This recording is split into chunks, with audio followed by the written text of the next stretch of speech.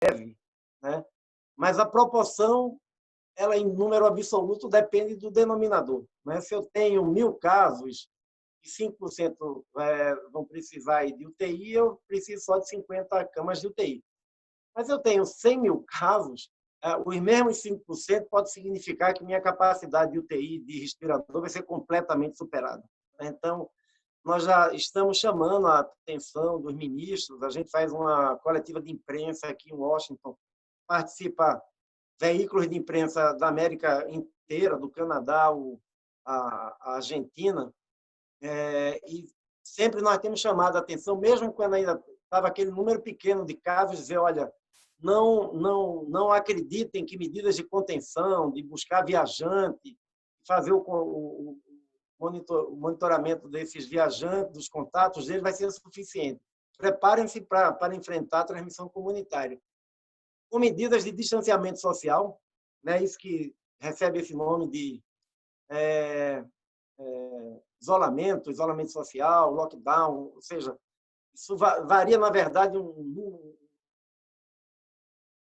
repertório de medidas que tem variado de país para país, cada país está aplicando de acordo com a sua realidade, mas o grau de aplicação dessas medidas tem que ser aquele grau suficiente para que o número de casos graves que vai sendo produzido não ultrapasse a capacidade dos serviços de saúde, particularmente de leitos de UTI e de respiradores mecânicos, né? Então, não tem uma receita, é claro, mas se você está monitorando a ocupação de UTI, chega a 80%, se você não fizer alguma coisa imediata, e a única coisa que nós temos hoje, enquanto não há uma vacina, é fazer mais distanciamento social ou verificar por que a adesão àquelas medidas diminuiu, né? Será que não é preciso mais apoio social, medidas de proteção social, medidas de compensação econômica para que aumente a adesão? Será que é preciso colocar outras medidas? Então, essa situação, seguramente que ela vai exigir isso, né, por um lado, distanciamento social para reduzir velocidade, e, ao mesmo tempo, colocar em prática todas as medidas possíveis de aumentar rapidamente a capacidade de acesso a esses insumos cruciais, né? Principalmente leitos de UTI e respiradores. Sobre saúde mental, Evaldo, hoje, por coincidência, o secretário-geral das Nações Unidas, né, o Antônio Guterres, lançou um relatório das Nações Unidas chamando a atenção para o impacto sobre a saúde mental, né, do Covid-19. A Organização Mundial da Saúde fez parte, né, foi da elaboração desse relatório. O diretor-geral da OMS também lançou hoje, né, uma manifestação pública chamando a atenção para essas questões, né? Como você falou, a pandemia ela impacta em muitos aspectos a saúde mental das pessoas, a cultura, a maneira como a gente se relaciona, a maneira como a gente tem vivido a vida nesses últimos semanas ou meses, dependendo de onde a gente se encontre. Ou seja, é completamente diferente a maneira como se vive nesses tempos, né? Tempos que são difíceis. Eu acredito que nenhum de nós, epidemiologistas, sanitaristas, que pensávamos em cenários de pandemia, pensávamos que a gente ia ter uma pandemia que tivesse essa combinação terrível. Uma capacidade de disseminação muito, muito forte e muito veloz, né? Como a gente via, sei lá, na gripe H1N1, mas a gripe H1N1 tinha muita velocidade de transmissão, mas gerava muito menos casos graves do que agora, né? Ou os primos da Covid-19, a SARS e a MERS, que produziam mais casos graves, mas, em compensação, se disseminava com muito menos velocidade, o que possibilitou um controle muito mais rápido, né? Agora a gente tem essas duas coisas trabalhando em conjunto, que dá um grau de incerteza, né? Porque nós vamos conviver com isso até ter uma vacina, e não é só ter uma vacina hoje, amanhã vai estar todo mundo protegido, ou seja, nós estamos nos preparando para um cenário, provavelmente, que vai durar alguns anos, né? 2 anos, talvez, numa uma visão otimista, 3. Claro que com graus diferentes, países que controlaram já a transmissão começam a ter políticas de transição, mas não significa voltar como era antes, porque se voltar como era antes, nós vamos ter outra onda de transmissão. A gente não tem ainda estudos de soroprevalência na maioria dos países, mas ontem lançaram um estudo de soroprevalência na Espanha. 5% da população da Espanha aparentemente teve contato com o vírus. Vamos ser otimistas e achar que todo mundo que teve contato com o vírus está imunizado, né? Isso variou muito entre as várias regiões da Espanha. Nas regiões que sofreram uma onda mais forte de transmissão, isso chegou a 15%. Ora, olha a metade vazia do copo, né? Nesse caso, não é a metade, são os 85% vazios. Se 15% teve contato e já está imunizado, significa que 85% ainda não. Então, se com esses 15% a gente teve aquela situação de explosão de casos, de superlotação de UTIs, etc., se relaxa tudo ao mesmo tempo, nós vamos ter de novo. Não há mágica nisso, não precisa ter muita capacidade de predição para afirmar isso. Então, os planos de transição vão ter que ser planejados, cuidadosos, voltando etapa por etapa, com distanciamento de 2 semanas, de uma etapa para outra. O que vai voltando à atividade vai ter que voltar com novas regras, não como era antigamente. Então, seguramente que nós vamos atravessar isso durante algum tempo. Eu peguei, Evaldo me desafiou a tentar juntar dados, apresentar alguns dados para não ficar só no que é que a gente acha. A gente tem ainda poucos estudos sobre saúde mental, mas já tem alguns dados bem interessantes, né? Na China, que foi onde começou a primeira onda de transmissão, então a gente já tem, inclusive, mais estudos publicados.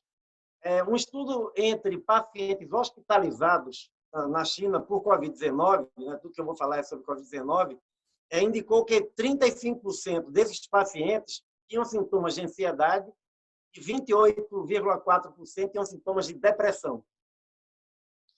Um estudo interessante na China também foi entre profissionais de saúde, que é outro grupo está sendo extremamente atingido, né? Por vários motivos. Um estudo entre profissionais de saúde na China mostrou 50,4% de prevalência de depressão, 44,6% de ansiedade, 34% de insônia e 71,5% de angústia. No Paquistão, os dados preliminares de uma pesquisa também entre profissionais de saúde, trabalhando na resposta à pandemia, mostrou que 42% informaram ter, pelo menos, moderada, né, uma situação de angústia moderada, e 26% falavam de uma angústia grave, uma angústia severa. No Canadá, outro dado que também Evaldo mencionou no começo e que vai ser muito importante de observar e de responder, entre 20% a 25% dos canadenses com idade de 18 a 54 anos reportaram um aumento na ingestão de álcool. E também as vendas no Canadá, a cannabis, né, a maconha legalizada, então eles monitoram a venda, tem um incremento parecido nas vendas de cannabis. Um inquérito nacional aqui nos Estados Unidos também traz como resultado que 45% dos adultos responderam essa pesquisa que eles acreditam que a sua saúde mental foi negativamente impactada durante a pandemia pela preocupação e pelo estresse. No Canadá, outro estudo com profissionais da saúde, né, traz um dado de 47% informaram que precisaram de apoio psicológico durante esse período da resposta à pandemia. Mudando para a África, né, na Etiópia, agora, final de abril de 2020, um estudo encontrou um incremento na prevalência de sintomas de depressão 3 vezes maior do que o que se tinha estimado para a Etiópia durante os anos anteriores à pandemia. Uma outra população muito vulnerável nesse momento, né, são as pessoas que já têm alguma condição relativa à saúde mental, né, porque eles passam a sofrer uma carga mais importante de estresse, de preocupação, muitas vezes de dificuldade de acesso aos serviços de saúde onde se tratavam. Então, no Reino Unido, se fez um estudo com pessoas, adultos jovens, com a história de necessidade de tratamento, né, de assistência na área de saúde mental. 32% dessas pessoas concordavam que, durante a pandemia, eles acham, né, é uma autoavaliação deles, eles avaliam que a saúde mental deles piorou. No Canadá, já falei isso, entre 15% a 49% reportaram 20% de aumento de consumo de álcool. E uma outra questão importante, porque as mulheres também são um grupo muito vulnerável nessa pandemia, né? Vamos lembrar que mais ou menos metade das famílias pobres brasileiras, e na América Latina o quadro é muito semelhante, metade das famílias tem a mulher como uma única provedora de renda, né, para a família. Então, nessa situação, você tem a mulher, né, sobrecarregada com a luta pela sobrevivência, os filhos, trabalho, etc. Mas tem um outro subgrupo importante também entre as mulheres, que a Organização Mundial da Saúde tem uma estimativa que nós vamos ter 31 milhões de casos adicionais de violência baseada em gênero se essas medidas de distanciamento social duram pelo menos 6 meses. Ou seja, a cada 6 meses, a gente teria um incremento de 31 milhões de casos de violência baseada em gênero adicionais ocorrendo, o que é também um número muito impactante e muito dramático.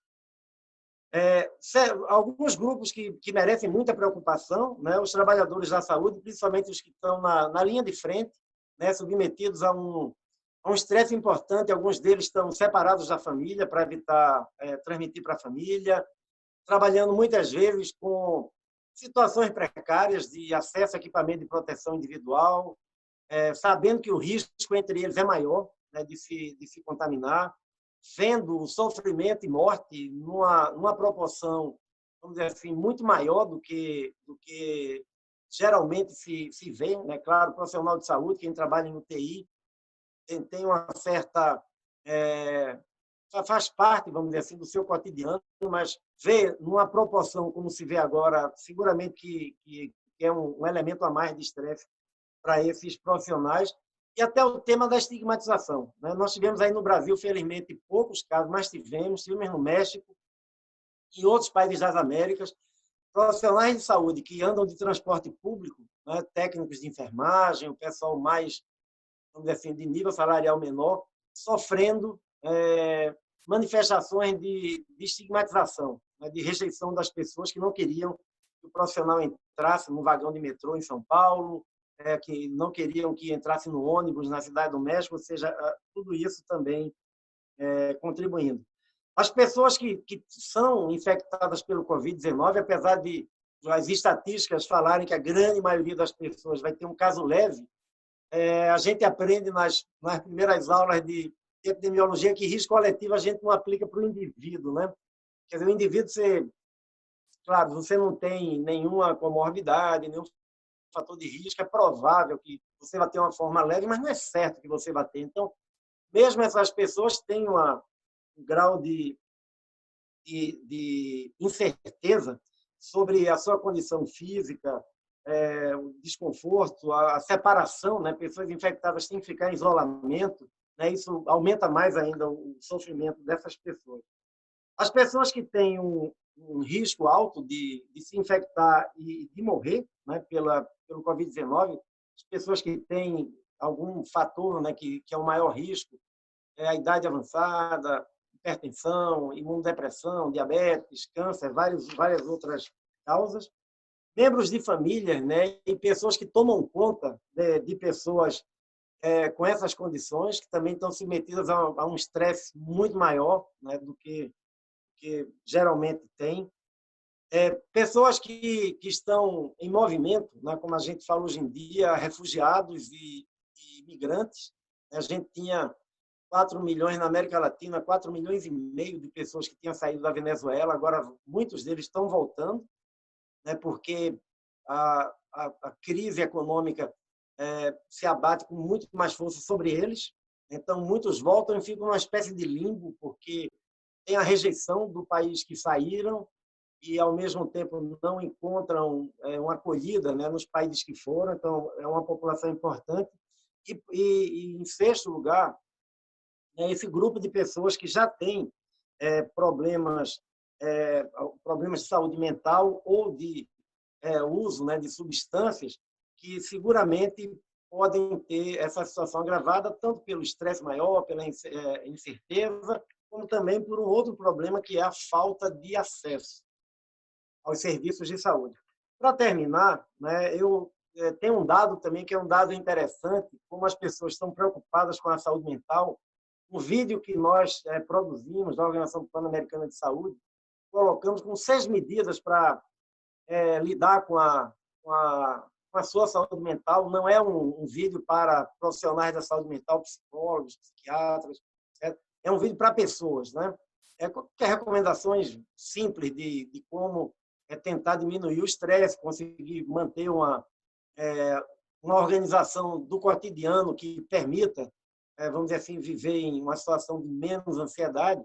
Esse vídeo teve já 60 milhões de acessos, né, no nosso portal, o que é também uma indicação do grande interesse que o tema traz.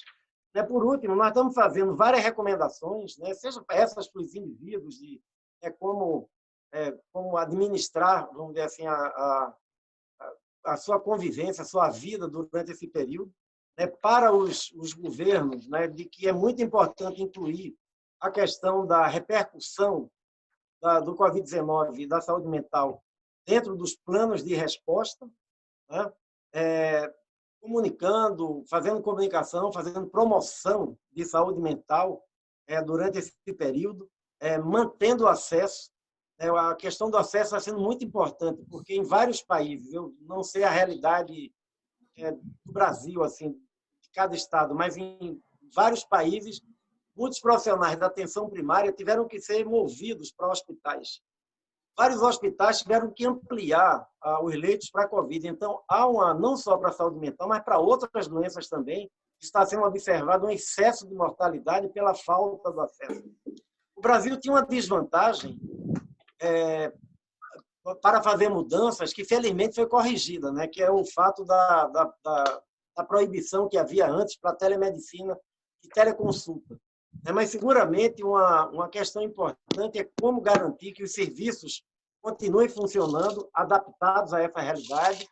Qual é o papel da atenção primária, das equipes de saúde da família, como se pode ampliar mais a teleconsulta, o acesso, né, linhas diretas de apoio, seja do apoio a indivíduos que precisam de orientações, até mesmo a manutenção de consultas por essa via, de maneira a proteger as pessoas e os profissionais de saúde,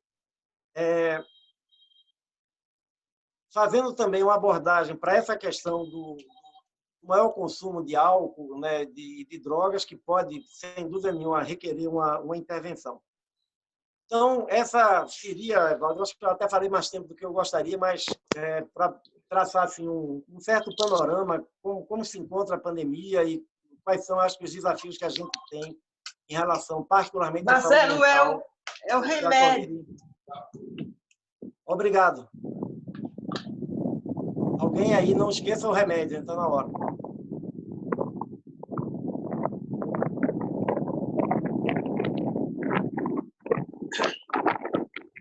Boa noite, é o remédio. Posso... Evaldo, o seu microfone está mudo. Bem, obrigado, Jarbas. Eu estava pedindo para a Cecília desligar o microfone dela, porque ela está interferindo, eu vou ver se eu consigo identificar. Bem, gente, Saia da frente, por favor, Cecília. deixa... Tudo bem. Eu não estou conseguindo identificar a Cecília para poder tirar o som. Eu vou ver se eu consigo.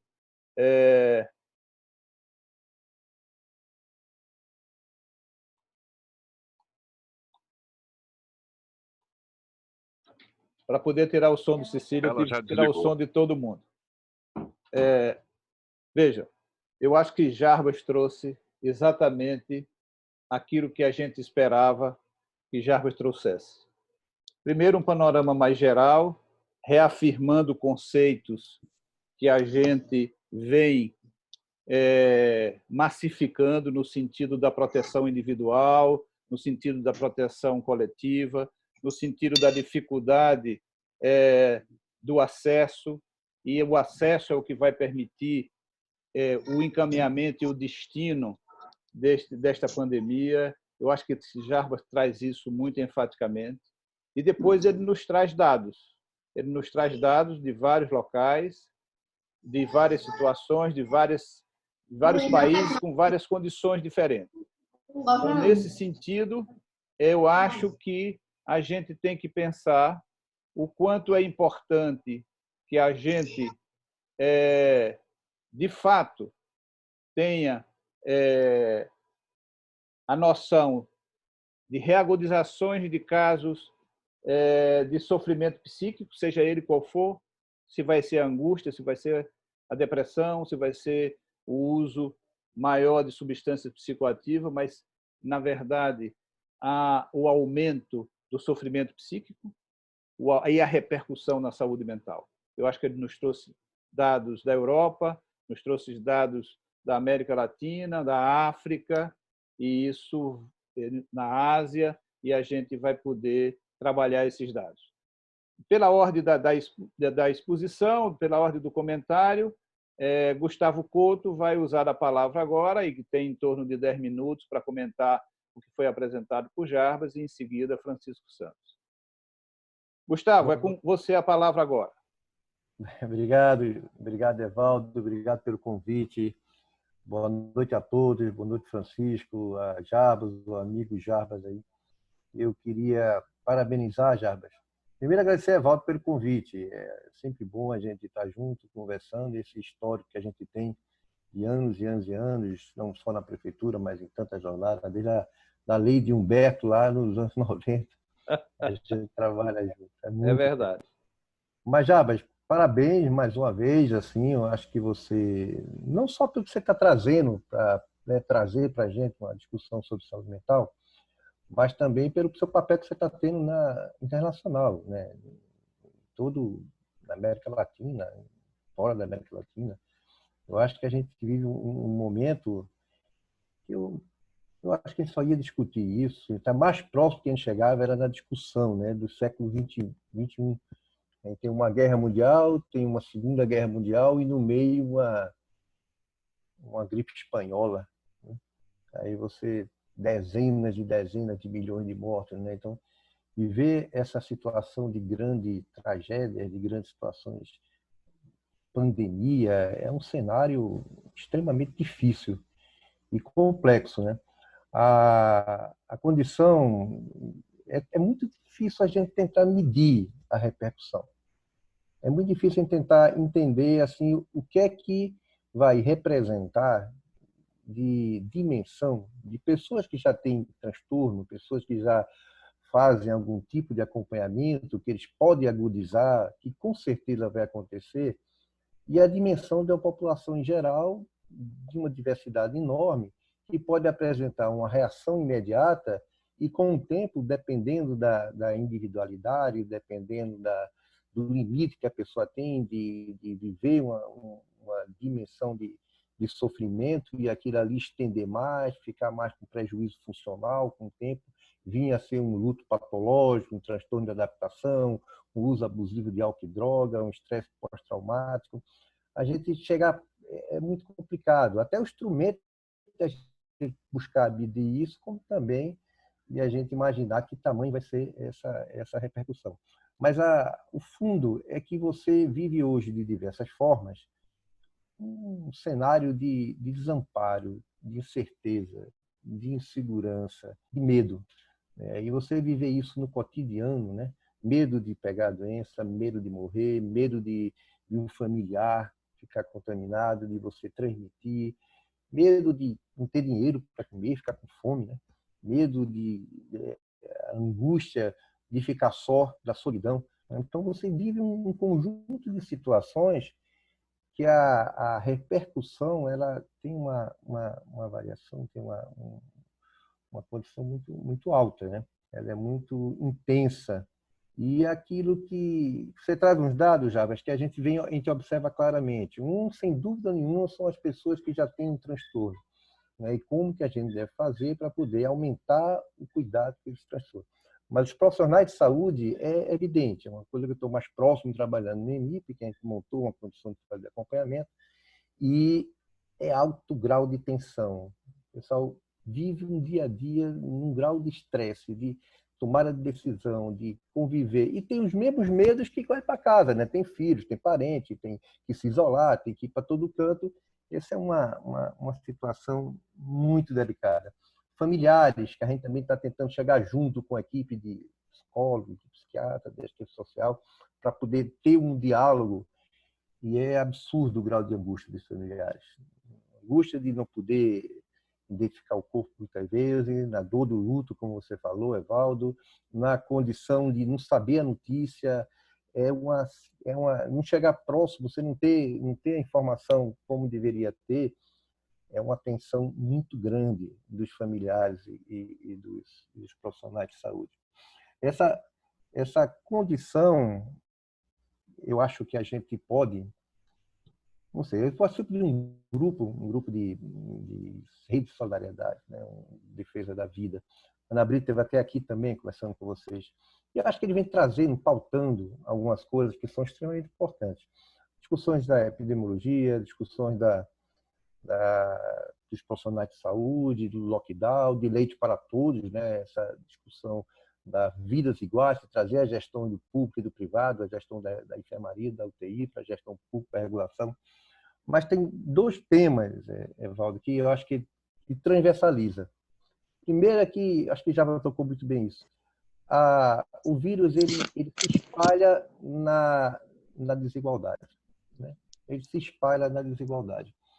E o país ele é extremamente desigual. Ele tem uma área muito vulnerável, uma área de pobreza muito grande. E você tem uma condição de social, né? Que uma das condições de você entrar com suporte social, quando você olha e vê aquelas filas de caixa econômica, aquela dor imensa da pessoa estar lá, pegar os R$60 e pegar a doença, né? É uma tensão muito grande que vive. Ele se espalha. É uma coisa que a gente tem que pensar, entender, fazer todos os esforços que a gente puder para entender em que nível, em que condição, em que dimensão a gente pode ter um entendimento dessa diversidade, dessa heterogeneidade social que a gente tem imensa no Brasil. Uma outra coisa, Jabas, que eu acho que você também traz, que é outro ponto que é transversal, assim, não é a desigualdade que a gente tem que olhar, a heterogeneidade que a gente vive, continental, de regiões, de bairro para bairro, né, de áreas ribeirinhas, de áreas de concentração urbana, de tudo isso, a gente também, por uma situação tão dinâmica, tão complexa, não pode ter uma resposta só. Eu acho que a ação ela tem que ser uma ação extremamente agregadora. Quem tiver condições de ter gestão mais unificada, redes articuladas, redes integradas, redes solidárias, redes colaborativas, e eu falo isso em todo sentido. No sentido da saúde, da UTI à atenção primária, o sistema tem que estar muito bem articulado. A atenção primária à saúde ela tem um papel extraordinário nesse enfrentamento. O esforço que está fazendo para aumentar o número de leitos, o esforço que está fazendo para aumentar o número de UTI, ele é fundamental.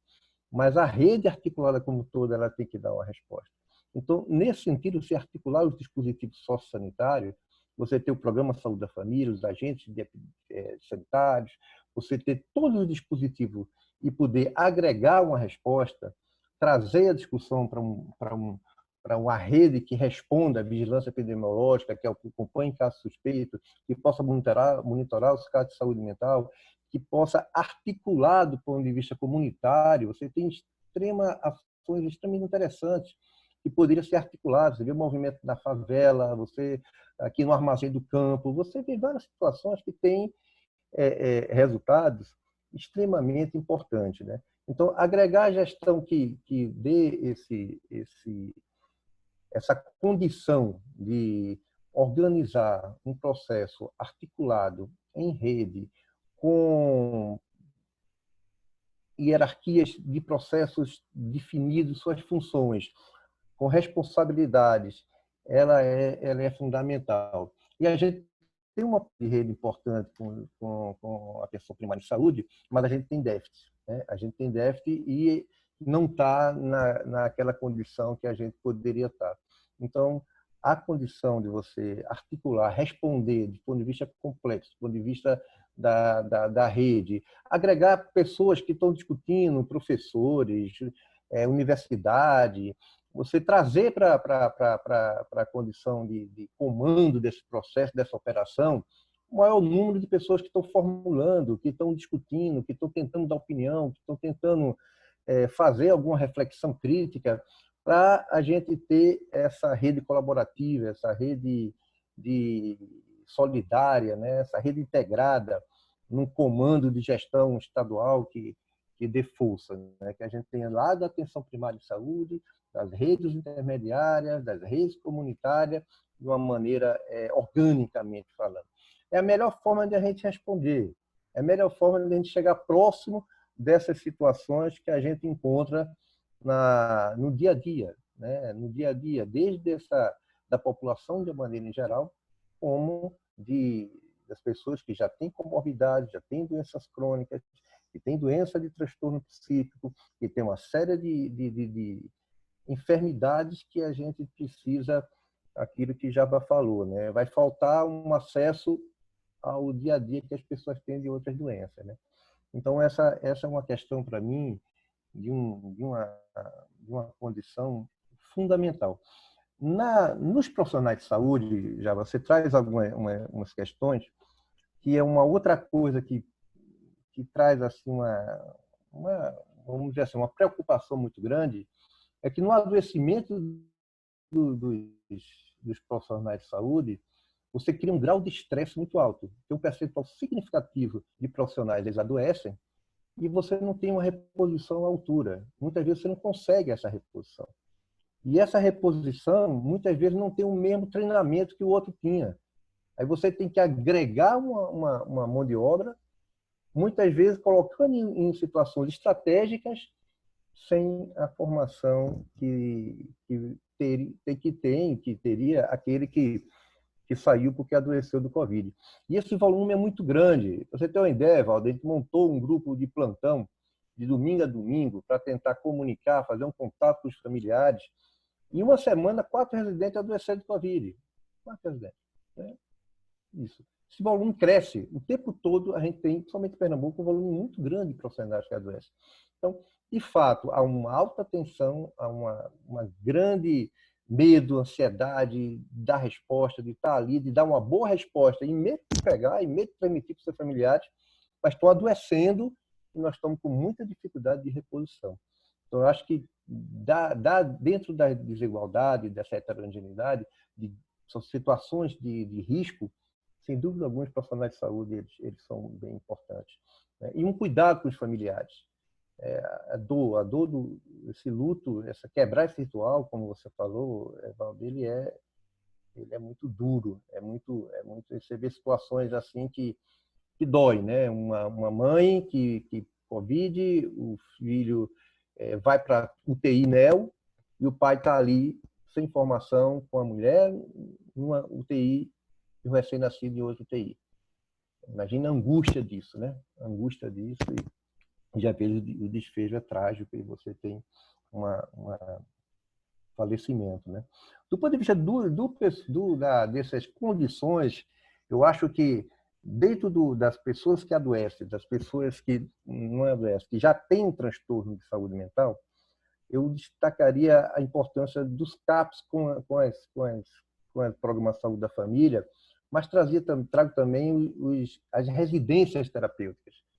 Lembra, Walter? A gente montou uma estrutura grande aqui, montamos 17 CAPs, várias residências terapêuticas, montamos um parque importante de álcool e drogas, mas as residências terapêuticas, elas são, às vezes, pessoas com mais idade, com comorbidade, que passaram anos em um hospital psiquiátrico e tem a defesa, a autonomia, ela é baixa.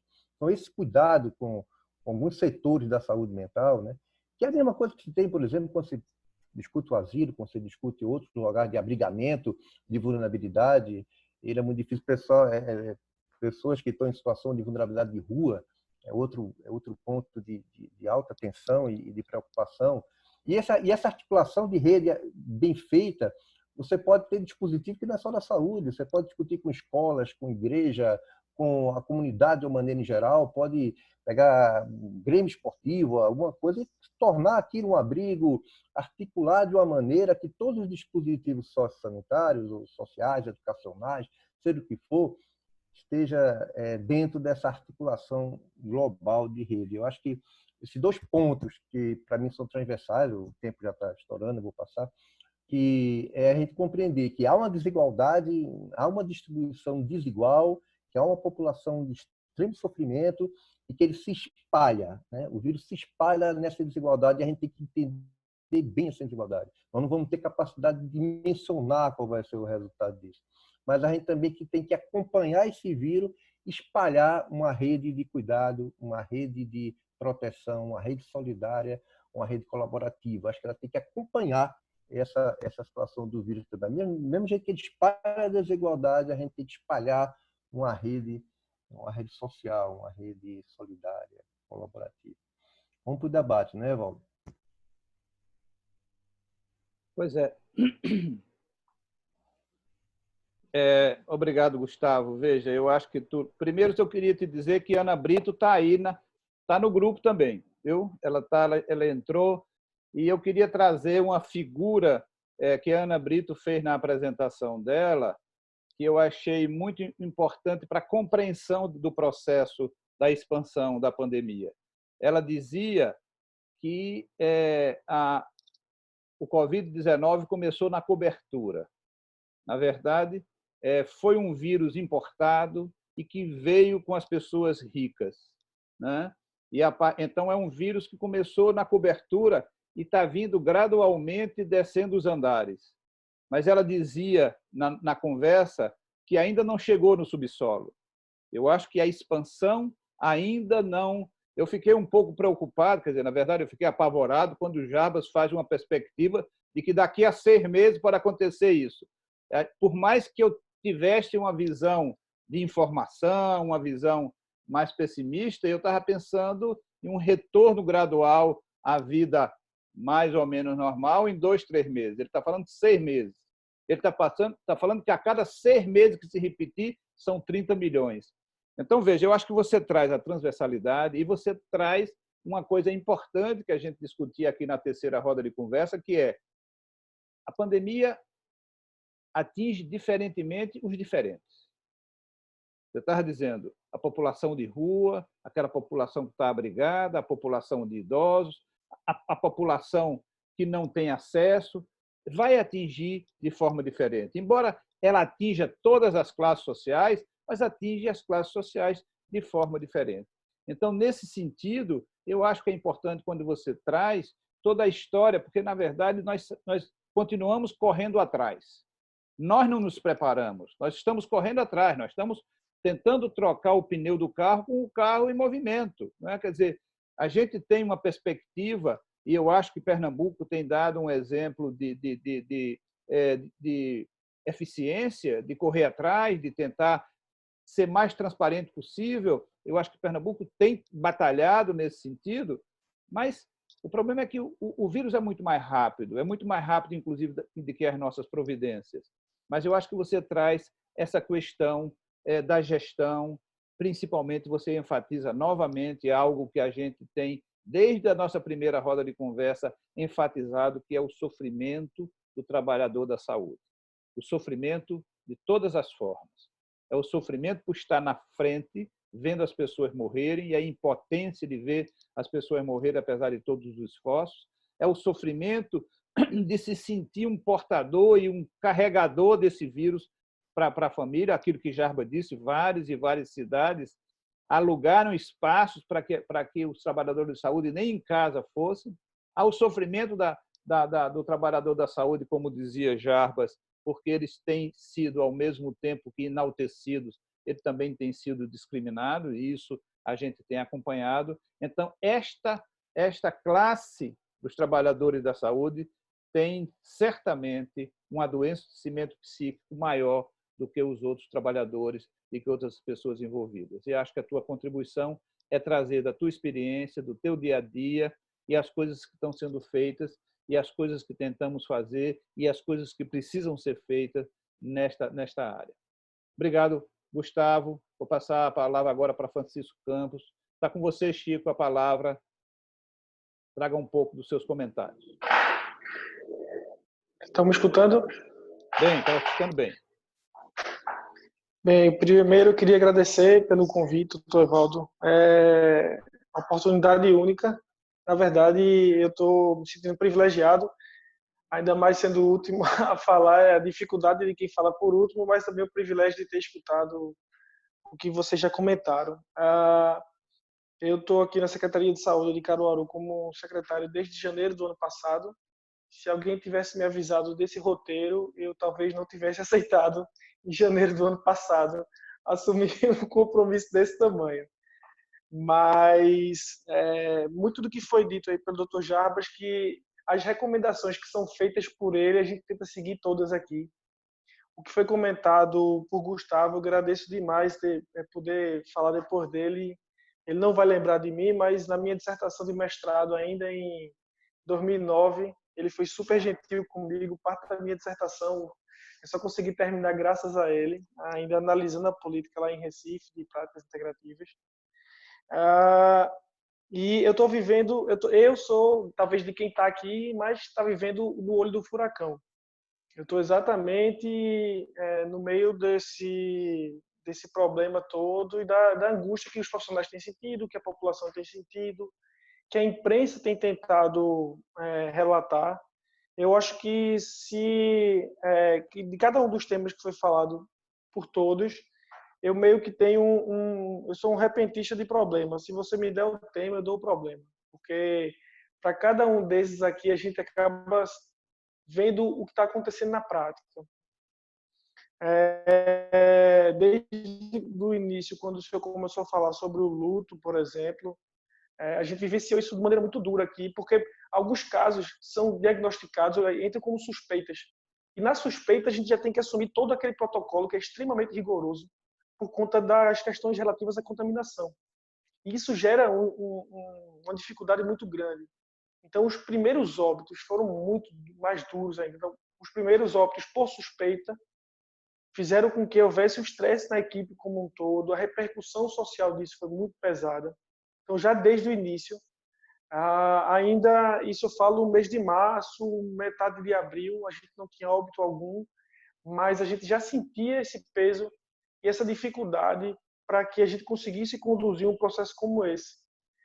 E de lá para cá, na verdade, a gente amadurece com esse processo, mas nunca admite ou aceita que tem que ser dessa maneira, né? Então a gente continua convivendo com dificuldades muito grandes por conta disso. Então, vocês não imaginam o estresse que foi da nossa equipe aqui para montar e a dificuldade que foi para montar todo o termo de referência, todas as regras necessárias para se fazer uma licitação desse tipo de produto dos sacos que a gente coloca as pessoas depois do óbito.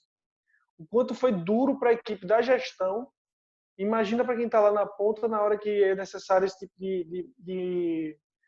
fazer esse tipo de uso desse material. Então, uma outra coisa que eu acho que o Dr. Jarbas falou muito bem, a gente tem hoje no Brasil 200 milhões de epidemiologistas, pelo menos.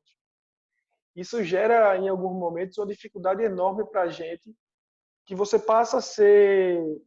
todas as medidas que a gente tem tomado aqui em Caruaru, eu posso falar muito por aqui, são todas baseadas em evidências científicas. A gente tem a possibilidade, como eu vim da academia e continuo com meus laços muito fortes com a academia, eu consegui fazer com que houvesse muita solidariedade de quem está vivenciando o problema em vários lugares do mundo e pudessem colaborar com a tomada de decisão aqui nossa.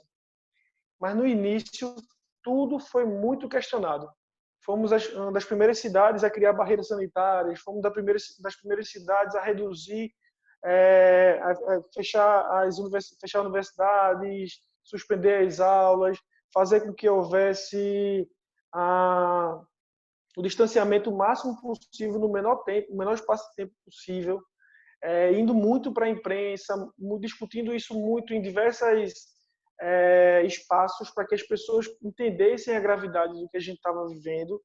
Isso colocou naquele momento inicial para a gente muitos questionamentos, porque as pessoas ainda não acreditavam que o problema pudesse chegar da maneira que chegou e da maneira que ele vem chegando, né? Como foi falado, ele está se interiorizando ainda. Então a gente está numa fase de muito risco, porque a região metropolitana do nosso estado já foi bem atingida e há uma interiorização dos casos. Então, isso faz com que, já desde o início, e foi falado por muita gente, e isso eu concordo completamente, que é o seguinte: quanto melhor as medidas forem, quanto mais acertadas elas forem, menos necessárias elas parecerão que são, né? Porque vai parecer que não precisava disso tudo. E a gente tem convivido com isso rotineiramente. Por que isso tudo? Para que isso tudo? Se eu tenho tantas poucas pessoas atingidas, ou a consequência, se a gente for comparar com outras doenças, isso me traz uma questão que eu acho bem importante, aí eu posso trazer para quem está no olho do furacão, como eu estou. A gente vive ainda, infelizmente, esse é um ano eleitoral em municípios, então tem toda uma questão de outras angústias por trás aí, de pressões. A gente, num ano eleitoral, você tem pressões políticas, você tem pressões até de categorias profissionais que são diferentes, e a gente está convivendo muito com pressões ideológicas que são totalmente desnecessárias para um momento quando era para a gente estar trabalhando muito mais as convergências do que as dificuldades ou aquilo que nos distanciam.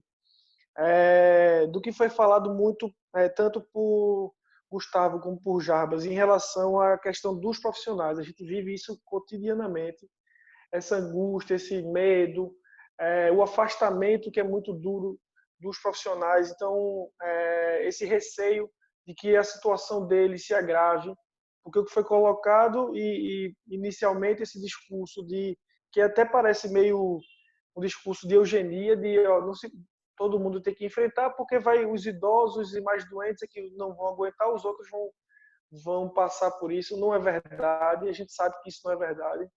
A questão que foi colocada, e os profissionais de saúde foram os primeiros a perceber isso, por serem mais vulneráveis, boa parte feita por profissionais. Aqui eu posso falar por Caruaru, a gente está numa cidade que ela é no interior do estado de Pernambuco, mas o tamanho da rede de saúde dela é o tamanho de uma cidade média ou até grande de outras regiões do país, porque as pessoas dependem muito do serviço público. Como depende muito do serviço público, ele cresceu muito aqui. Então, a Secretaria de Saúde de Caruaru, para você ter uma ideia, ela tem 1,5 médico para cada 1.000 habitantes, que é um número que, se a gente for colocar em outros locais, esse é um número muito grande se a gente for trazer como comparação. Só a Secretaria Municipal de Saúde. E esses profissionais, que foram aqueles que inicialmente perceberam a gravidade do problema, tentaram também alertar a população, são aqueles também que são os que mais sofrem com afastamentos e o que foi tanto falado aqui em relação a alguns profissionais no início eram aplaudidos, depois eles começaram a ser rejeitados. A gente recebe, só durante esse período da pandemia, a gente já recebeu 6.000 denúncias. Dessas 6.000 denúncias, boa parte delas é em relação a deslocamento de pessoas que estão sob suspeita de terem um vírus. E quando você vai analisar, dentro desse grupo tem um grupo grande de profissionais de saúde. quando era para eles serem acolhidos e protegidos, muitas vezes eles estão sendo até excluídos. Isso tem gerado um impacto muito grande na rede de saúde como um todo. Isso independe de qualquer categoria profissional. Aqui a gente fez algumas escolhas de fazer com que alguns serviços se transformassem em serviços quase que exclusivos desses usuários do sistema de saúde que aparecem com síndromes gripais ou então com algum tipo de problema respiratório. Para que a gente conseguisse, assim, fazer com que houvesse a concentração de insumos, de equipamentos, de pessoal treinado. Mas os profissionais desses locais são extremamente, hoje em dia, eles são extremamente excluídos por conta disso. Os profissionais de saúde, de maneira geral, estão sofrendo muito com isso, esses ainda mais. Então, o que a gente percebe do que foi falado em relação aos percentuais, tanto de angústia, ansiedade, depressão, a gente está sentindo isso na pele. A gente tem, só por conta desde o início de abril para cá, a gente tem 15% do nosso quadro de profissionais solicitando afastamento. E não é por Covid. Tem vários outros fenômenos por trás disso. Isso a gente monitora por meio do pedido de afastamento via ou INSS ou a Previdência própria do município. E a gente tem percebido um crescimento disso com o avanço da doença. Então, o que foi falado, a gente está sentindo na pele, diretamente. A gente tem discutido muito aqui como é que vai ser essa virada de chave em relação todo mundo criava inicialmente uma coisa que o Dr. Evaldo falou, que é essa expectativa como se em 2 meses tudo tivesse resolvido. Como se em 2 meses a gente pudesse voltar a ser tudo como era antes. E a gente sabe que não vai ser assim. A gente tem discutido muito essas saídas. O que o doutor Gustavo falou em relação a essa aproximação da atenção básica, CAPS, a tentativa de fazer com que as pessoas não fiquem sem acesso a serviços de saúde, que vai ser uma dificuldade muito grande no curto espaço de tempo, porque de repente a gente desligou tudo. E quando eu for religar, se eu religar errado, o problema vai ser muito maior. Então a gente está procurando essas saídas, como foi comentado, mas não são saídas simples, porque vão exigir uma mudança cultural muito rápida. E essa mudança cultural muito rápida, que não é só para a gente pedir que as pessoas usem máscara, é difícil. Imagine para você pedir que as pessoas não saiam de casa ou usem determinado recurso, ou então tem uma série de outras dificuldades que a gente tem lidado cotidianamente, tem discutido. A pandemia vai acelerar alguns processos foi falado aqui que eu acho muito importante. Tanto as questões das teleconsultas, a gente abriu aqui um serviço de psiquiatria e psicologia que desse um suporte remoto. A gente já fez mais de 1.400 atendimentos nesse serviço. Mas a gente está vendo outras possibilidades em outros serviços para que isso aconteça. O primeiro que a gente abriu foi logo esse, e ele está dando um suporte também para as famílias e para os profissionais de saúde, não só para a população em geral. Mas esse é um dos principais que a gente vai ter que reforçar, mas os outros também vão ter que acontecer. E essa dificuldade a gente vem discutindo cotidianamente. Eu acho que, eu não vou me alongar tanto, mas o que foi falado em relação à mobilidade de profissionais aqui, acho que foi o Dr. Jarbas falou, a gente sair de profissionais de atenção básica e a gente ter que recrutar ele para outros serviços. Isso tem acontecido, porque a gente não tem um contingente de reserva, a gente não tinha reserva. Então, o nível de treinamento é diferente, o nível de experiência é diferente, mas a gente vai tendo que lidar com esses problemas no atual cenário. A gente tem trabalhado muito para aumentar o acesso e eu acho que um dos legados que pode-se dizer assim, desse momento que a gente está vivendo, é que eu posso falar pela experiência de Caruaru, foi criada uma rede de solidariedade muito forte. A gente teve apoio de empresários e da sociedade civil muito forte. Para vocês terem uma noção, muitos dos nossos EPIs foram fabricados, ou as máscaras de proteção, a gente teve muita doação de luva, de máscara, porque as pessoas queriam de alguma maneira ajudar. Eu acho que isso vai ser um legado que não vai terminar com esse período mais crítico da pandemia, assim como a incorporação de outros hábitos, como eu vinha falando, não só da telemedicina, mas de outros mecanismos que a gente vai deixar que não vão ser excluídos com o passar do tempo. eu posso falar que Caruaru está utilizando uma ferramenta que a gente cruza informações da vigilância epidemiológica participativa, que é a população dizendo quais os sintomas que ela tem, com a vigilância epidemiológica tradicional. A gente tem cruzado esses dois tipos de informação para não ter tanto na cidade pontos cegos. E a partir daí direcionar algumas ações, seja de barreiras sanitárias, seja de testes, sejam de outras intervenções. Eu acho que isso vai ser um legado que vai ficar também, que as pessoas vão se importar mais com o sistema de saúde, as pessoas vão se preocupar mais pelo número de UTIs que elas têm, de ventiladores que elas têm, e eu acho que isso vai ser uma... E também vão participar mais da discussão e da construção da política de saúde, pelo menos é a esperança que eu tenho. E foi falado por Dr. Gustavo antes de terminar, eu fiz aniversário domingo, Dia das Mães. Imagina você fazer aniversário no Dia das Mães nesse momento. Então, a cada 5 anos eu esperava muito por essa data e esse ano foi muito diferente, né, do que vinha vivendo. E foi nesse dia que eu vi um texto que eu achei bem interessante. Imagine você nascido em 1900, com 14 anos tendo que enfrentar a Primeira Guerra, com 18 anos o término da Primeira Guerra, início da gripe espanhola. Você sobrevive à gripe espanhola, depois tem o crack da Bolsa de Nova York, tem uma crise econômica enorme. Eu estou com 38 anos, eu estava prestes a ir para enfrentar a Segunda Guerra Mundial. E a sociedade sobreviveu a tudo isso. Então, assim, e tudo isso sem fazer live, né, doutor? Não tinha como fazer live, nem conversar como a gente tem como fazer hoje. Então, assim, cada geração com o seu desafio, né? Esse é o nosso. Tá bom? Obrigado, viu? Obrigado, Chico. Eu acho que tu trouxestes a vivência do dia a dia, tu trouxestes, na verdade, aqueles que estão na frente e aqueles que estão com o desafio nas mãos. Eu acho que foi importante tu falares da experiência de Caruaru, no tocante aos equipamentos, no tocante aos recursos humanos, principalmente quando tu falas no desafio de acolher o profissional de saúde em sofrimento psíquico, tu trazes a experiência da epidemiologia e tu fala um pouco no final no legado. Eu acho que tu tens razão quando tu dizes, por exemplo, eu também nunca me imaginei, esta é a 6ª roda de conversa.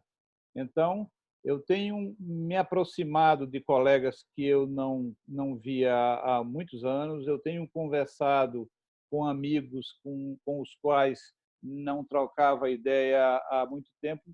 Isso a tecnologia nos favoreceu, isso a tecnologia nos trouxe, e isso o isolamento social também trouxe, né? Poder falar com o Jarbas, que está lá em Washington, com a Ivanita, que está lá na França, tem uma colega que é de Portugal, tem outras pessoas que são de João Pessoa, outras que são de Natal. Então, esta possibilidade que a gente está tendo de aproximar através da tecnologia, eu acho que é uma coisa, realmente, eu acho que será um legado. Ao mesmo tempo, a gente, eu dizia na chamada, que a gente não pode se enganar de que nós, controlando a tecnologia, controla a natureza, né?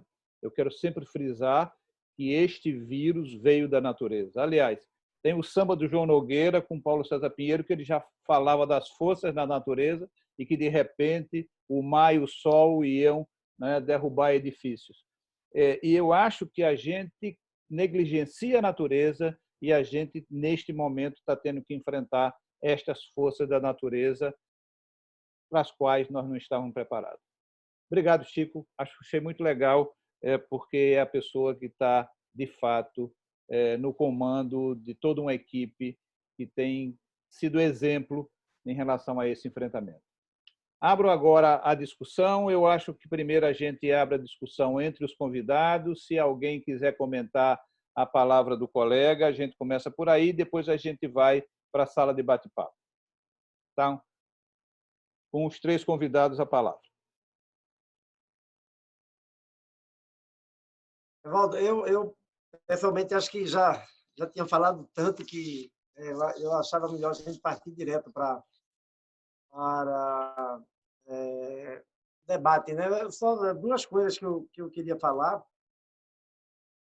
Primeiro, essa questão da desigualdade que é extremamente importante, né? A gente ainda tem alguns dados do Brasil demonstrando isso. As mortes em favelas de São Paulo e no Rio crescem numa velocidade muitas vezes maior do que entre a classe média. Aqui, nos Estados Unidos e Nova York, foram gerados bons dados, né, demonstrando uma mortalidade maior entre a população negra, quando comparada com a população não negra, porque pela dificuldade de acesso, né, dos mais pobres. Aqui, em Nova York, os negros são vamos dizer assim, um proxy, né, da população mais pobre, porque tem dificuldades históricas de acesso. Por terem dificuldades históricas de acesso, a prevalência de hipertensão não controlada entre eles é muito maior do que na população não negra, cerca de 15 pontos percentuais maior. Isso tudo também com menos espaço para viver as pessoas, mais aglomeração. É um caldo de cultura assim, extremamente perigoso, né? E só para a gente ter uma ideia, o Instituto de Métricas de Saúde e Avaliação, lá de Washington, do outro lado dos Estados Unidos, na costa oeste, eles fazem modelos, né? E todo modelo, a gente, claro, tem que torcer para que ele não se realize. Ele pode não se realizar se as medidas adotadas forem eficazes. Mas eles estão prevendo que até o começo de agosto, né? Primeiro eles prevêem que o pico aí do Brasil, pelos dados que a gente tem até agora, vai ocorrer na primeira semana de junho. A partir daí, a gente começaria a ter uma redução da transmissão. Isso, claro, pode variar de um estado para outro. Esses dados eles se baseiam nos 9 estados com maior número de casos até agora. Mas eles preveem que o Brasil pode ter, nesse período, até o começo de agosto, 88.305 mortes pelo Covid-19. Então, eu creio que é importante a gente dizer isso, porque tem gente que acha que o que prejudica a economia é o distanciamento social, é a quarentena. Não, o que está prejudicando é a pandemia. E as medidas de saúde pública que estão sendo recomendadas é exatamente para a gente evitar que essa resposta desorganizada, além de um custo humano terrível, produza uma crise sanitária sem precedentes, inclusive uma crise econômica, pela desorganização completa da resposta. É só esse comentário que eu queria fazer. Obrigado. Eu posso entrar, Evaldo? Pode. Para você ter uma ideia, Jabas, eu não sei se ainda é um número, alguns bairros daqui descendo a periferia, a letalidade dobra quando você vê os bairros da classe média, né? Nitidamente o desenho prejuízo na letalidade. E eu concordo integralmente com o que você está falando e com o Chico também, porque a insegurança política que a gente vive, a condição que troca de comando, de contra-informação e de colocar uma falsa discussão que a economia tem que rodar, então bota todo mundo na rua, é muito grave. Isso é muito grave, porque vai para uma base social, uma base conservadora, muitas vezes religiosa, ou então vai para uma base que te torna militante de rua, e isso agrava em muito. Então, essa questão de que a pandemia ela coloca em xeque economia, coloca em xeque valores, coloca em xeque cultura, as relações entre as pessoas, a gente vai ter que pensar uma nova forma, traz à tona a necessidade da tecnologia, de ter outras formas de comunicação, mas ela também mostra que em situações de gravidade política e de desmando e de quase que genocídio, isso fica muito, muito mais difícil, né? Então, é só um comentário de concordância.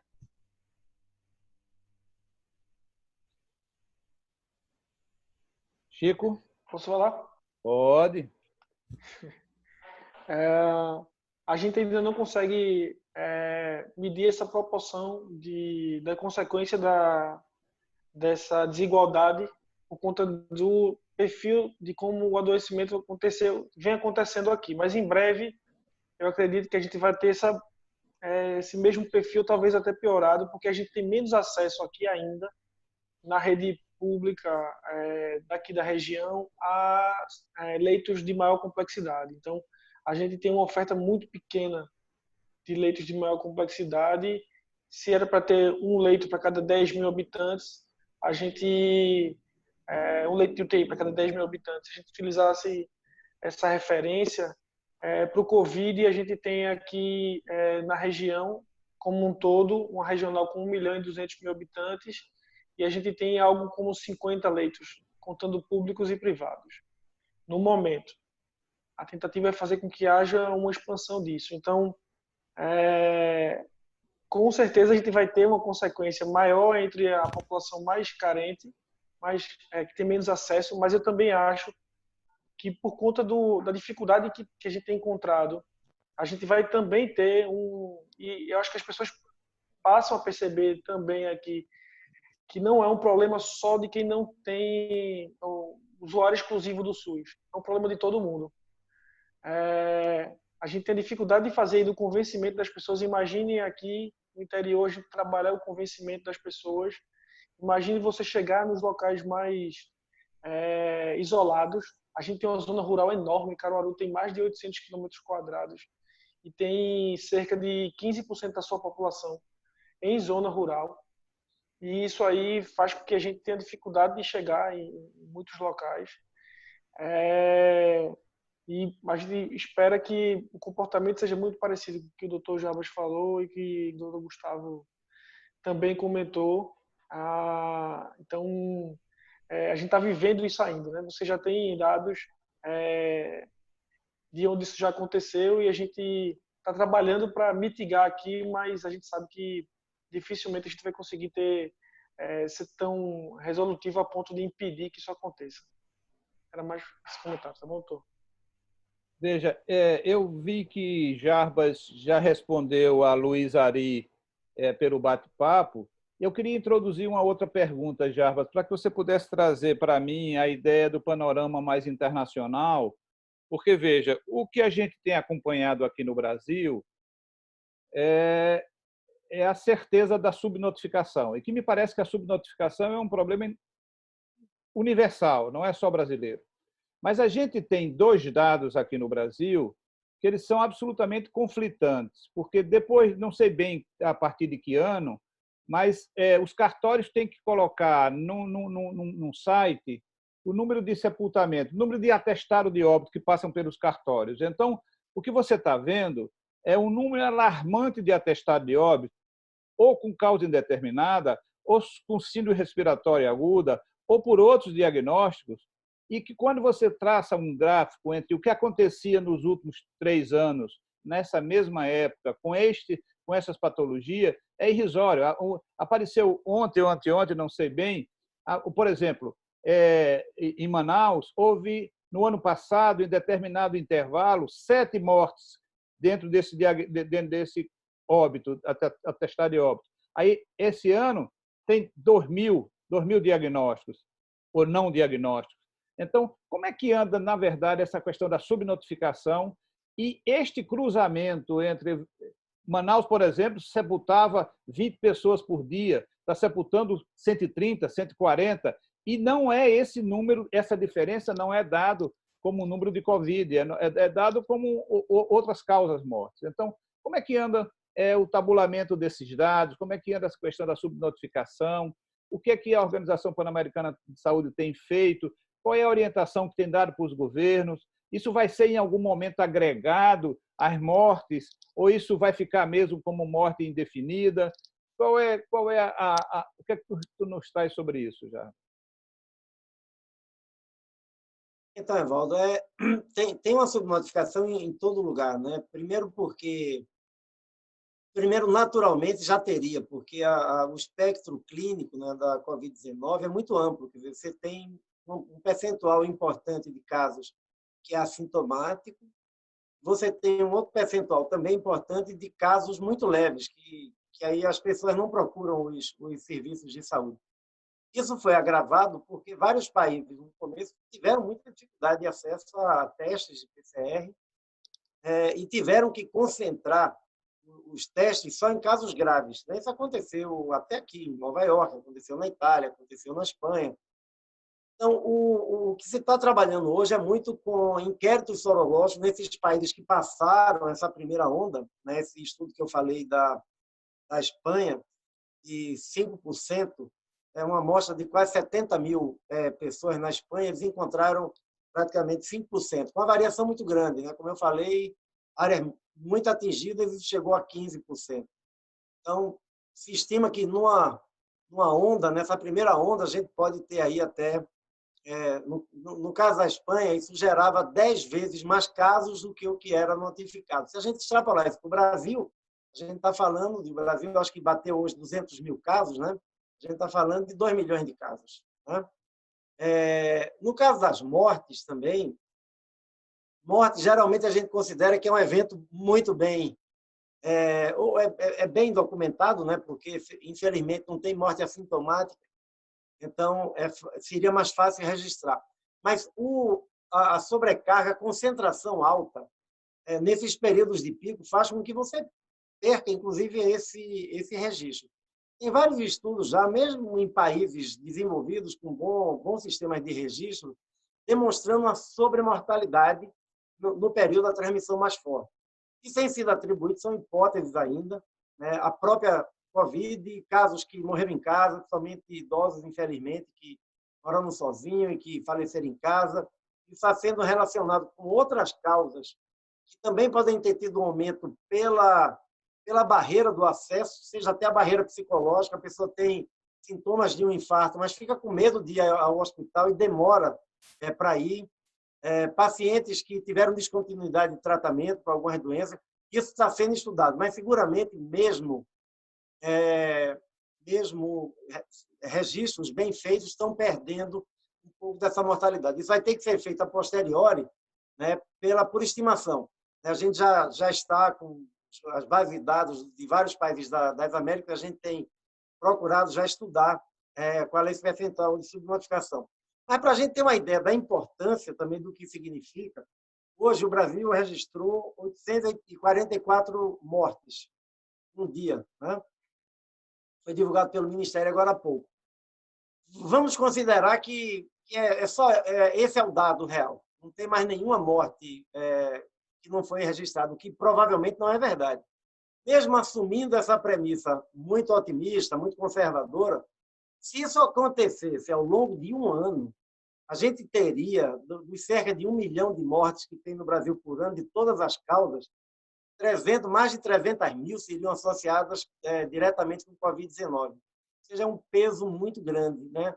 Por isso que, enquanto as outras causas se distribuem ao longo do ano de maneira mais ou menos igual, claro, tem umas que têm mais sazonalidade, concentram mais nos períodos, mas, nesse caso, durante esse pico, a intensidade da transmissão leva muito caso grave e leva muita morte. É por isso que, quando passar quem consegue controlar essa primeira onda, né, e elimina a transmissão, vai ter que ter muito cuidado. Porque, de novo, se 15% da população teve contato e ficou imunizado, outros 85% não tiveram contato, não estão imunizados. Ou seja, se libera tudo, como a gente diz, de uma vez, você vai ter uma segunda onda. Mesmo a Alemanha, que começou um processo de transição muito cuidadoso, teve que parar em algumas regiões da Alemanha, porque percebeu rapidamente, com um bom sistema de vigilância, começava a haver um recrudescimento da transmissão. Então, a transição vai ter que ser cautelosa, bem planejada, preservando o que é mais essencial e, de novo, mesmo que volte a funcionar, tem que voltar mantendo regras para proteger a transmissão, para a gente evitar ter de novo uma transmissão comunitária disseminada. Muito bem. Alguém quer mais fazer algum comentário? Deixa eu só fazer um comentário sobre essa questão da teleconsulta. Eu não sei os outros conselhos, viu? Então, se os outros conselhos já estavam há mais tempo, parabéns. Mas, no Brasil, a gente tinha um atraso, né? Me desculpem nossos colegas médicos participando do Conselho Federal, mas sem nenhuma justificativa, o Brasil era proibido, né, de fazer, inclusive briga, algumas na justiça, era proibido de fazer telemedicina.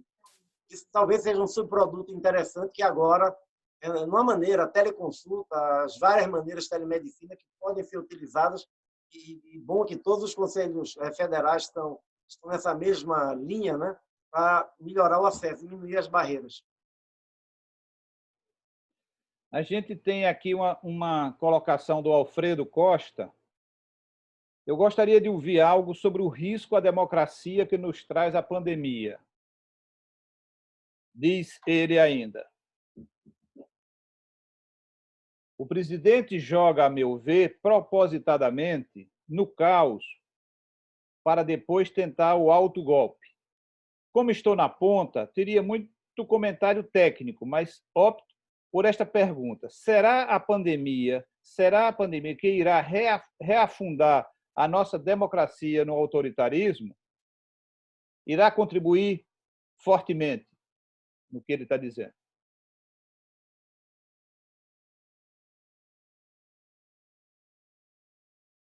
Gustavo, Francisco, tá? Eu dou um abraço. Os locais.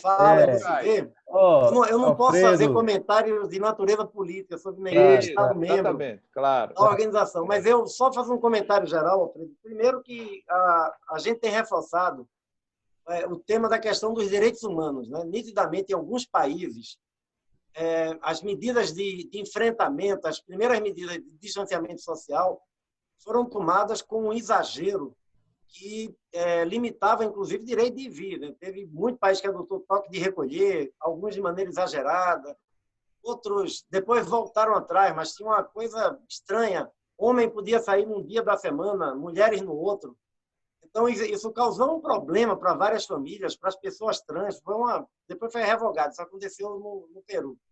E eu acho que há eu creio que há uma disputa sobre o futuro. Né? Eu não tenho, talvez pela minha natureza mesmo de não ser tão otimista em relação às coisas, e que o resultado disso sempre será melhor. Eu creio que, para que seja melhor, eu acho que a gente tem que lutar pelo projeto futuro que a gente defende. Né?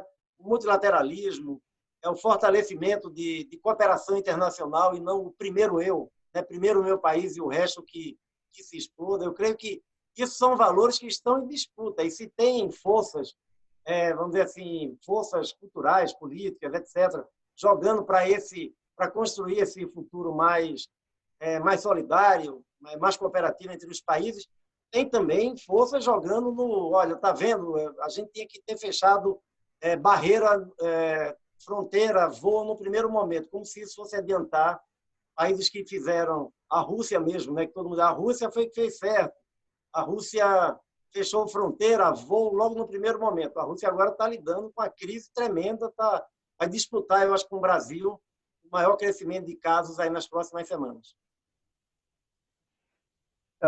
Veja, Alfredo Costa, meu amigo Alfredo, eu não tenho dúvida que a instabilidade como um todo, ela põe sempre risco. A gente tem um cenário de muito desafio e tempos sombrios. Ver o que está se falando aqui, a perspectiva dessa incerteza, desse volume de óbitos, de tudo muito para frente, um cenário de desigualdade muito grande, um cenário político de perda de direitos constante que a gente vem vivendo, de situações também do ecossistema, a situação da floresta, situações de direitos trabalhistas. Então, o conjunto da situação ela não é bom. Eu não diria que corre um risco imediato, um risco de ter agora um contra-golpe, uma intervenção, não sei.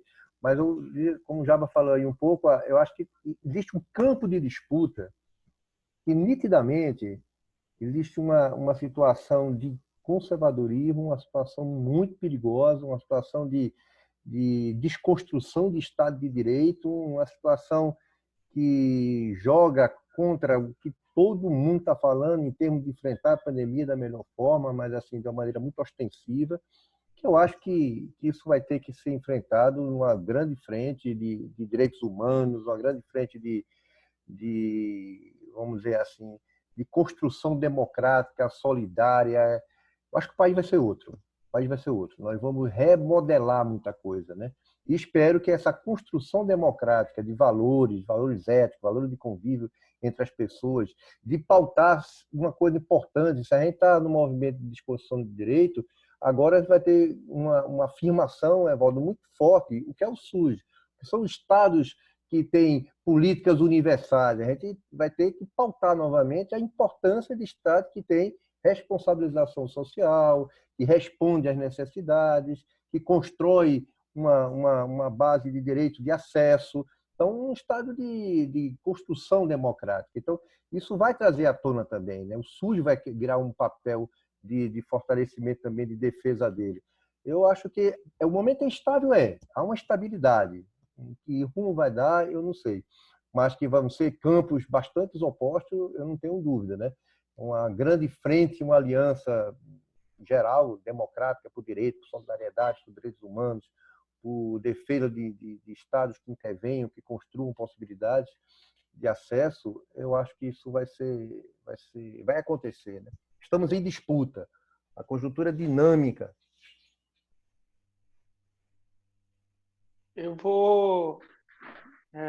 Eu sigo o relator,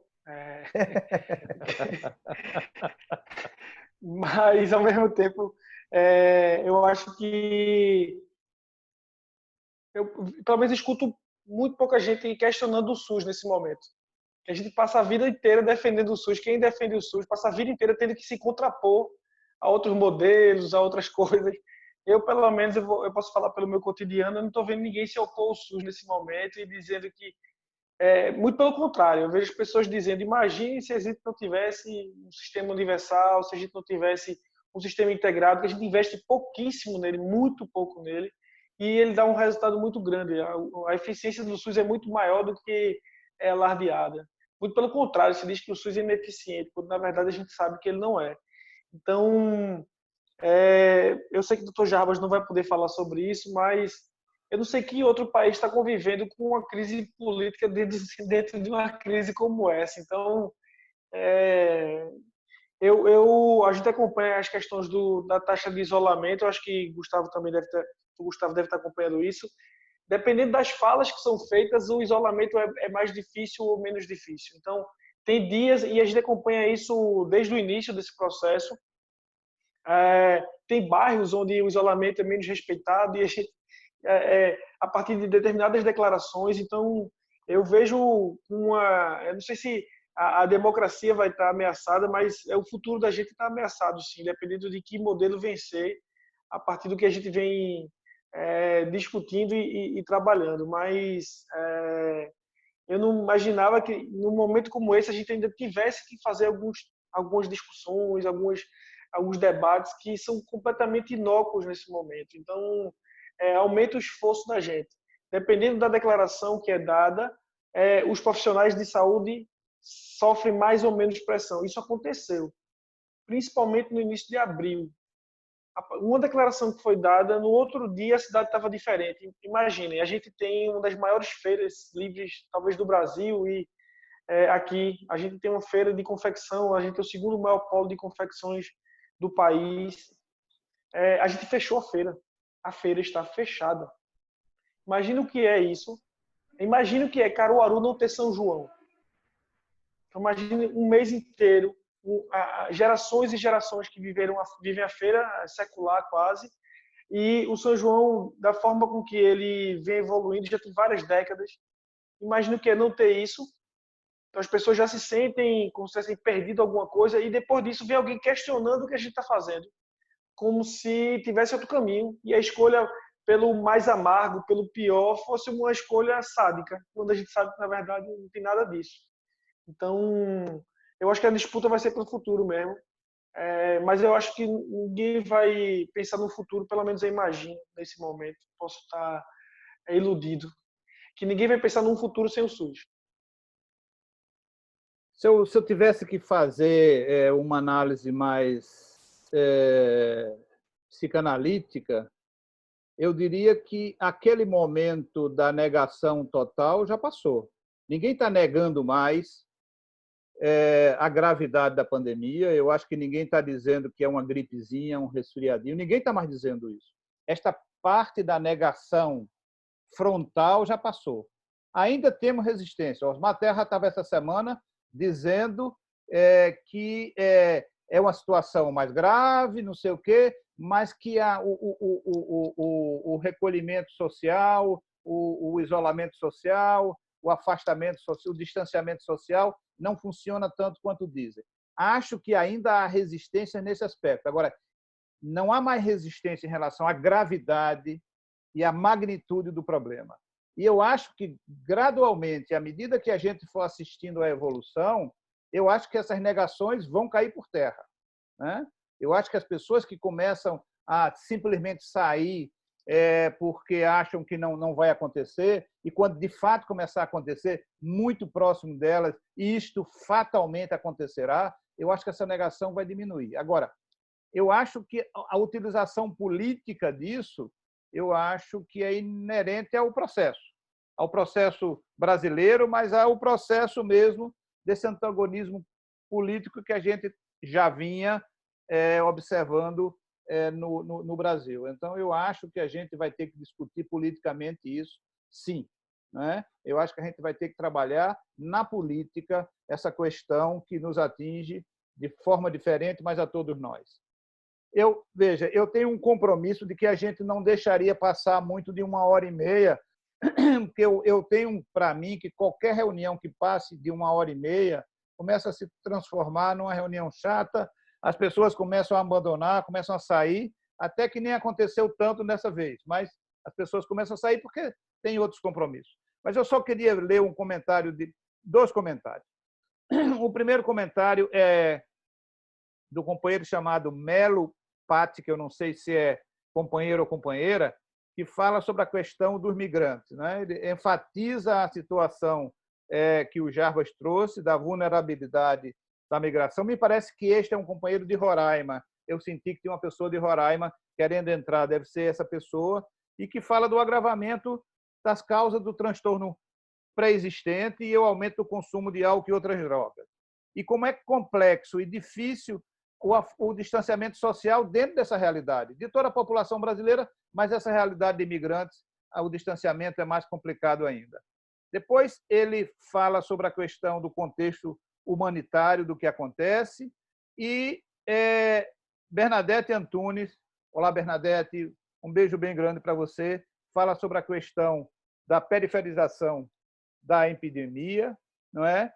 O enfrentamento em condições dos grupos mais vulneráveis, tanto em medida de prevenção e atenção à saúde. E, possivelmente, isso pode explicar o grande volume de casos e óbitos em pequeno período. Ela pergunta como reverter essa situação. E ainda Conceição Tavares, que é a nossa amiga lá de Portugal, também faz um comentário para partilhar uma ideia que parece a ela o problema central desse fenômeno. Eu acho que a pandemia funciona como uma hipérbole, ou seja, tudo que já existia ficou mais visível e mais exagerado. O medo, o egoísmo, a estupidez, a solidariedade e a humildade. Também acho que o momento de crise favorece a demagogia e a gente que sabe como funciona a psicologia de grupo. A aposta que tem que ser feita na ciência, como forma de conhecimento que nos protege, e na cultura, como transformação sublimatória da angústia. Eu queria agradecer a todos os presentes, a todos que participaram até agora, e vou ceder a palavra para os 3 convidados para que possam fazer as suas despedidas. Depois eu quero dizer que a próxima roda de conversa a gente vai abordar a questão da infância e adolescência, a gente quer discutir a questão das mudanças dos paradigmas no processo da educação, a gente vai trazer aqui a questão do suicídio na adolescência, do aumento dos casos de suicídio, e a gente trouxe 3 convidados. A gente convidou e trará na próxima semana 3 convidadas. A psiquiatra Ana Cláudia Melcopo, que vai falar direto de São Paulo. A psicóloga Joana Caldas, que é daqui da equipe Coordenação Clínica do RAID de Recife, e a gente vai trazer também a Ayala Tenório, que é a coordenadora do ambulatório do materno-infantil lá de Caruaru. Então, a gente vai trazer essas 3 pessoas para discutir a questão da infância e adolescência. Esse é o tema que a gente abordará na próxima quinta-feira, às 19 horas. Com a palavra, os nossos convidados para suas considerações finais. Bom, deixa eu começar, então. Primeiro, agradecer de novo o convite, a oportunidade de participar. Tem tanto Bernadette e Ana Glória, de maneiras diferentes, mas falaram da questão das populações mais vulneráveis e sobre os pobres e algumas populações mais vulneráveis entre os vulneráveis, como população de rua e outros, né? Nós fizemos já um conjunto de recomendações técnicas específicas para essas populações. A velocidade da transmissão, Bernadette, ela provavelmente, quanto mais aglomeração de gente a gente tenha, ele vai se transmitir mais rápido. Nova York foi talvez um exemplo, porque Nova York, primeiro que as medidas de distanciamento social lá no começo não eram para valer, né? O prefeito de Nova York falou em distanciamento num dia, no outro a imprensa olha ele lá na academia fazendo ginástica. Eles só perceberam que havia transmissão quando explodiu o número de casos e óbitos, né? Nova York, você não conseguia andar numa calçada sem estar menos de 1 metro de ninguém. Metrô, ônibus, quer dizer, era aglomeração o tempo todo na sua vida. Nas periferias brasileiras, essas condições de aglomeração existem, nós sabemos, além da dificuldade de acesso à água, a mínimo, às vezes, de subsistência. Pode ser um acelerador? Pode sim. Eu acredito que, infelizmente, nós vamos ver essa situação. Algumas medidas que podem ser tomadas, né, desde transformar equipamentos sociais que não estão sendo usados, como escola, como centro comunitário, como quadro de esportes, em locais de abrigo, em locais de isolamento adequado, desculpem, com a supervisão da equipe de saúde da família, por exemplo, porque dizer para uma pessoa que mora numa casa pequena, com 10 pessoas, que se isole, propor algo que é impossível de ser realizado, né? Então, esse tipo de atenção tem que ser vista. Oferta de água, né? Onde é possível aumentar a oferta de água, onde é possível instalar equipamentos provisórios para acesso à água, distribuição de álcool gel, ou seja, tem uma série de medidas que podem ser tomadas para minimizar. E eu fiquei particularmente muito positivamente mobilizado quando vi uma experiência, não só no Brasil, em outras regiões também muito pobres, né? A do Brasil em Paraisópolis, que a própria comunidade se organiza para orientar, detectar os casos e chamar imediatamente a equipe de saúde da família, ou seja, uma participação, né, extremamente importante para tanto cobrar do poder público que faz a sua parte, mas participar na resposta. Então, eu acredito que vários eventos como esse devem estar ocorrendo no Brasil. Eu espero que eles ajudem a diminuir o peso que sobre essa população pode efetivamente ser muito maior. De novo, muito obrigado. Vão ser semanas difíceis, mas nós vamos atravessar.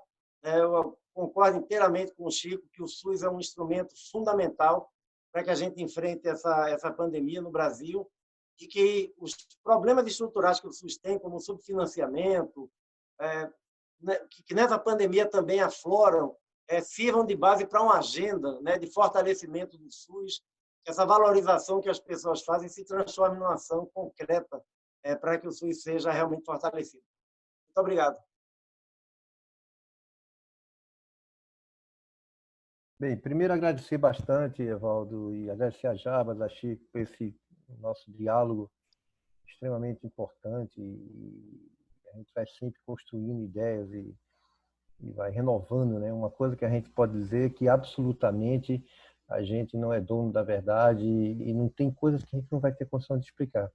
Mas, assim, com certeza, com absoluta certeza, a gente vai ter que olhar para a desigualdade, a gente vai ter que olhar para a vulnerabilidade e vai ter que ter política de fortalecimento das redes. Eu não tenho dúvida disso. A população de rua vai ter que ter uma política solidária, vai ter uma política de proteção, de cuidado, locais para que eles façam higienização, locais que eles possam abrigar. Inclusive aqui em Pernambuco já teve alguns movimentos que, se não me engano, foi o Náutico, colocou o CT dele à disposição. Eu acho que tem situações que são assim, você pode utilizar de equipamentos públicos e esses equipamentos, ele de alguma forma compõe essa rede, né? A rede de atenção primária é fundamental, a gente recompõe o cuidado primário, recompõe as obrigações e a responsabilidade sanitária para a atenção primária de saúde. A rede solidária que a gente tem com inúmeras pessoas que têm histórias aí de movimento solidário, movimento colaborativo, que vem dando certo. Eu acho que a gente precisa compor, fazer uma gestão agregada, uma gestão que traga essa unidade em forma de colaboração, em forma de ação e fortalecimento das redes. É um grande desafio, as políticas públicas universais, de responsabilidade social, de direito, eles vão ganhar um patamar de defesa, não tenho dúvida da política. Eu concordo integralmente com o que o Chico falou. E vamos em frente, vamos para os outros debates. E, Evaldo, muito obrigado, viu, Evaldo, pelo convite. Bom, minha fala é só de agradecimento pela oportunidade de poder participar, de escutar e de aprender. Estou vivendo um problema, todo mundo está vivendo esse problema, cada um no seu lugar, e quanto mais a gente puder fazer esse tipo de conversa, de construção coletiva, eu acho importantíssimo. Eu estou, como eu... Opa! Eita, desculpa, voltei. Eu estou vivendo isso no meu dia a dia, e uma das oportunidades que eu estou tendo por conta da pandemia é me conectar com gente de outros lugares e ampliar nossas redes de contato. Então, apesar de não estar junto, de não estar próximo, a gente está junto. E eu tenho percebido isso. A gente tem ampliado isso como sendo um dos ganhos desse momento. Eu tento ser o máximo possível otimista nesse momento, porque por mais que a gente achava que estava preparado para lidar com os problemas, eles são problemas cada vez mais novos, e tem sido um desafio constante acompanhar tudo isso e fazer com que a sociedade como um todo e a gente também esteja protegido, esteja cuidado. Então, eu só queria agradecer. Eu nem acreditei, na verdade, quando o Dr. Evaldo me chamou. É um privilégio poder participar, e em outros momentos espero que a gente esteja junto também. E depois a gente faça uma avaliação disso tudo. Eu espero com um tempo menor do que o Dr. Jabas falou. Eu não espero fazer uma avaliação daqui a 2 anos, não. Eu queria fazer no tempo um pouco mais curto, mas estamos aqui na luta e juntos. Eu tenho certeza que isso, eu tenho uma consciência bem tranquila que a gente está fazendo tudo que a gente pode, e isso, de alguma maneira, faz com que a gente passe a trabalhar com ainda mais vontade. Tá bom? Muito, muito obrigado por tudo. Eu queria, de novo, agradecer aos 3 convidados, mas eu queria agradecer também a todas as pessoas que se mantiveram presentes e aquelas pessoas que repetem a presença a cada semana. Agradecer a todos os que entraram pela primeira vez. E essa roda de conversa manteve a audiência lá em cima todo o tempo. Isso é muito legal. Obrigado, Jarbas, pela disponibilidade. Obrigado, Gustavo. Obrigado, Chico. Obrigado a presença de todos vocês. E até a próxima quinta-feira, às 19 horas, falando sobre infância e adolescência. Um abraço grande. Até logo. Tchau, abraço. Até mais. Um grande abraço para todo mundo. Tchau, tchau. Tchau, Jarbas. Tchau, Chico. Valeu, tchau, tchau. Tchau, Jarbas.